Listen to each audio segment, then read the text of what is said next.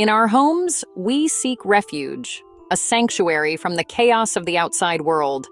We lock our doors, draw our curtains, and believe that these simple acts will keep us safe.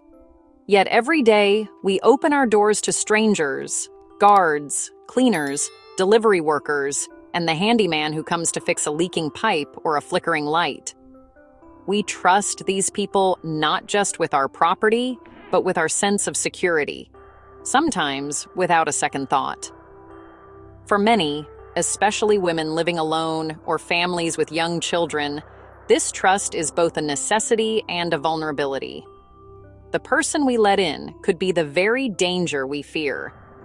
In China's high-rises, property management is the backbone of daily life, an invisible network that keeps the lights on, the water running, and the hallways clean.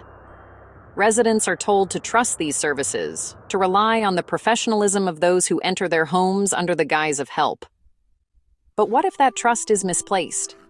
Today's story peels back that veneer of security, revealing how a handyman used his position to turn a home's safety device into a silent accomplice. His actions led to theft, violence, and a profound sense of violation, shattering the illusion of safety and exposing a flaw in the very fabric of our perceived security. By bringing this case into the light, we hope to empower everyone to protect themselves from hidden dangers lurking just beyond the door, and to remind us all that trust, while essential, must never be blind.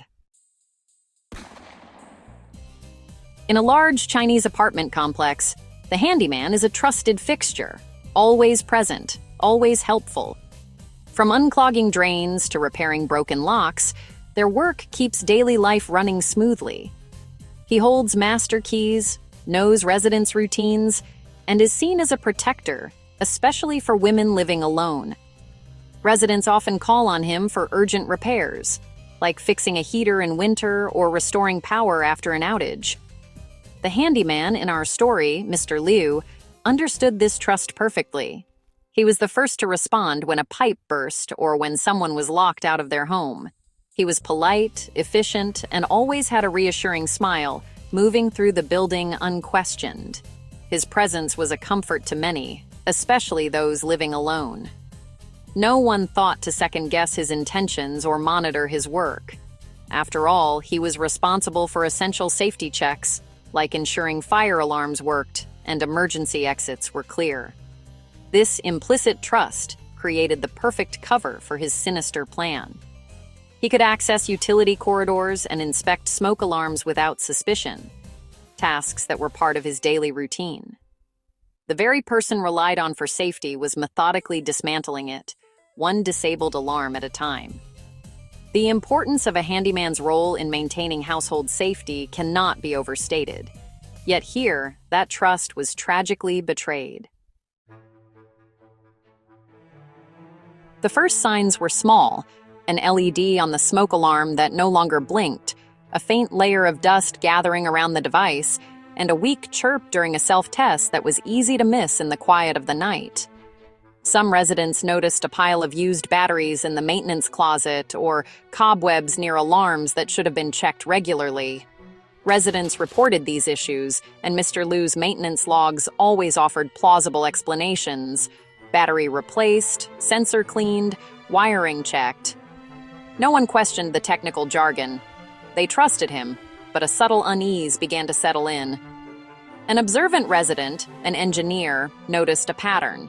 His alarm failed after seeing Mr. Liu at the fire control panel. The realization brought a chill, a sense of vulnerability that lingered long after. The logs claimed wiring faults, but the explanations didn't add up. Residents felt a growing anxiety, unsure if their concerns were valid or just paranoia. Quietly, neighbors compared notes: alarms silent, repairs logged but never performed. The shared uncertainty deepened their unease, making them question their own judgment. The handyman's technical language masked his deception, leaving residents feeling powerless and isolated. Their lack of expertise made it easy for him to exploit their trust, and the emotional toll grew: worry, doubt, and a creeping sense of betrayal. The silent alarms became a spreading mystery, their true cause hidden in plain sight, and the building's atmosphere thickened with suspicion and fear. Doubt began to grow, but the danger remained invisible, leaving everyone uneasy, waiting for answers that never seemed to arrive. Mr. Liu's approach was disturbingly technical, taking advantage of the building's networked smoke alarm system, a system designed for collective safety, but vulnerable to those who understand its wiring. With his master key, he entered utility closets housing the alarm control modules. By loosening a signal wire or disconnecting a sensor lead, he introduced a fault that mimicked a routine maintenance issue. One that wouldn't trigger a full alarm, but would quietly disable detection in targeted units. The result? The smoke alarm would either emit a faint chirp or go completely silent.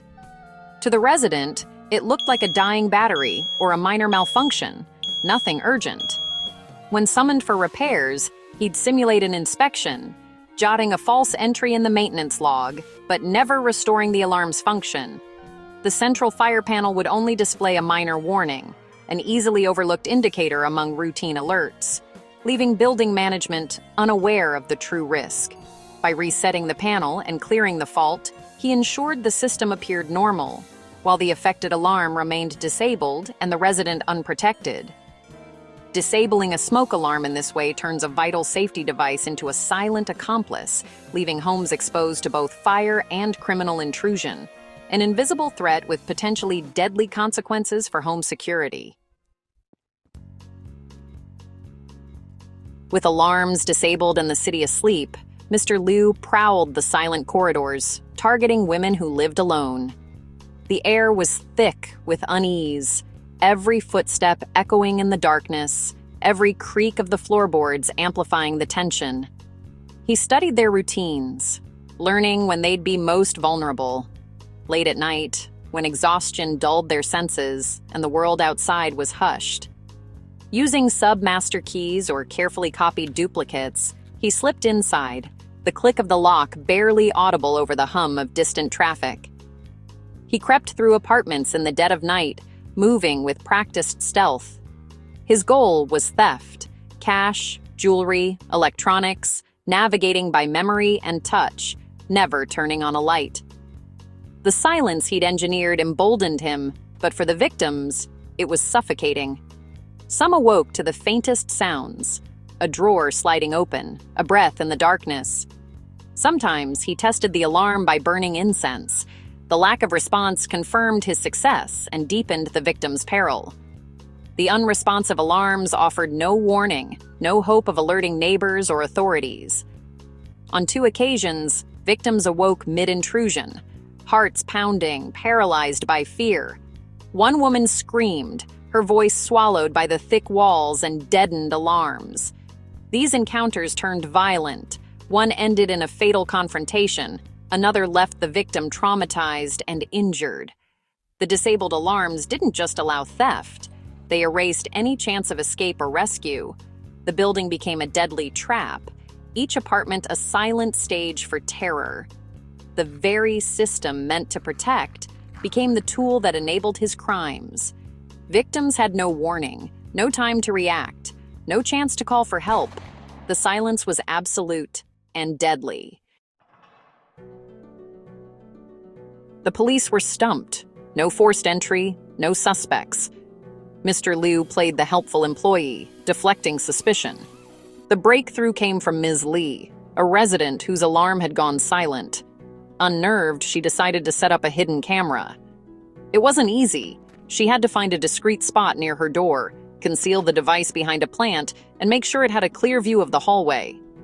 She spent hours reading the manual, testing angles, and making sure the camera wouldn't be noticed by anyone passing by. The process was nerve-wracking. Ms. Li worried the camera might malfunction or be discovered. But one night, her efforts paid off. The camera captured Mr. Liu entering her apartment at 3:15 a.m., his face illuminated as he picked up her phone. The timestamp and night vision made the evidence crystal clear. Ms. Li calmly downloaded the footage, double-checked that it had saved properly, and immediately contacted the police. The video was irrefutable proof, ending Mr. Liu's reign of terror. Sometimes vigilance and technology, despite the challenges, are the best defense. With the crucial footage in hand, police moved quickly to arrest Mr. Liu, discovering copied keys and specialized burglary tools in his possession. But the investigation was far from straightforward. Investigators painstakingly cross-referenced maintenance logs, CCTV footage, and burglary reports, searching for a pattern. It took days to connect the dots. Every burglarized apartment had a recent smoke alarm, repair, logged by Mr. Liu. Fire safety experts were called in to test the alarms. Several failed to activate, confirming they had been deliberately disabled. This was a breakthrough, but not all alarms showed clear tampering, causing initial doubts and delays. Digital forensics teams faced setbacks. Encrypted files and deleted histories slowed progress. But eventually, search histories, financial records, and online sales linked Mr. Liu to the crimes. Police interviewed dozens of residents. Some struggled to remember details, but others recalled odd encounters. Mr. Liu lingering near utility closets at unusual hours. Investigators mapped his movements and noted his unusual interest in residents' schedules, piecing together his method of operation. Confronted with overwhelming, meticulously gathered evidence, Mr. Liu finally confessed to disabling alarms, committing burglaries, and acts of violence. The case was closed, but the community's sense of safety was forever changed by the ordeal and the investigative hurdles overcome. The lessons, however, were just beginning, as residents and authorities vowed to improve security and vigilance. This case is a stark reminder of the unique safety challenges women face, especially those living alone in urban environments. According to recent studies, over 30% of women in major Chinese cities now live independently, a number that continues to rise. Experts warn that while we're taught to trust service personnel, this trust can be manipulated. In fact, a 2022 report found that nearly 40% of break-ins targeting women involved someone posing as a legitimate worker. Criminologists stress the importance of questioning and verifying. Never accept a repair at face value, no matter how routine it seems. Learn to test your own safety devices and always ask to see replaced parts. Documenting these interactions can deter would-be offenders. Ms. Lee's hidden camera was crucial. Affordable technology is now a powerful tool for women to protect themselves and gather evidence if needed. Security tools not only detect threats, they also deter them. Community programs are increasingly teaching women how to use these devices effectively. Psychologists emphasize trusting your intuition. Studies show that over 60% of women who experienced a safety incident later recalled ignoring uneasy feelings. Don't hesitate to ask a friend to be present during repairs or to report suspicious behavior. Support networks and community vigilance are vital. Remember, your safety is more important than politeness or social expectations. Setting boundaries is your right. Vigilance is not paranoia. It's self-preservation. This case has sparked broader calls for policy changes and greater awareness, reminding us that women's safety is a societal responsibility, not just a personal one. The true value of this story is in the lives we can protect, if we act together to prevent future tragedies. Start by talking with your friends and neighbors about these risks. Awareness is the first step to safety. Organize a building meeting to demand transparency and accountability from your property management. Ask for regular safety updates and clear emergency procedures. Learn how your safety systems work, test your smoke alarms monthly, and make sure security cameras are functioning. If you're unsure, request a demonstration from building staff. Build real security with simple habits. Always lock your doors, check your peephole before opening, and get to know your neighbors so you can look out for each other. Take action. Attend or organize a safety workshop. Post emergency contacts in common areas, and volunteer to help install or check safety devices in your building. If you need more information, visit your local fire department's website or contact community safety organizations for resources and guidance.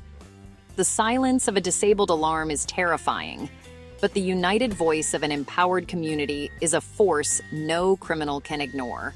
Let's turn fear into action. Together, we can make our homes truly safe.